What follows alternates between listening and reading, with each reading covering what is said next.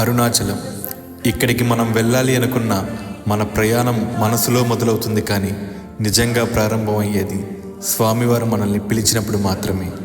అరుణాచలానికి చేరిన క్షణం మన కళ్ళలో నీళ్లు, మన హృదయంలో శాంతి, మన ఆత్మలో శివుడి స్పర్శ అన్నీ ఒకేసారి అనిపిస్తాయి. అందుకే అంటారు, అరుణాచలం వెళ్ళడం మన ఇష్టం కాదు, శివుడు మన పేరును పిలిచిన అదృష్టమని.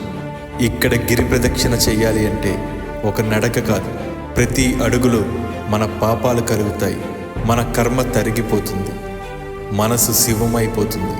అరుణాచలాన్ని చుట్టి వస్తే శరీరం అలుస్తుందేమో, కానీ హృదయం మాత్రం శాంతితో నిండిపోతుంది. ఎందుకంటే గిరి ప్రదక్షిణ చేయడం మన ఇష్టం కాదు, శివుడు ఇచ్చిన పిలుపు.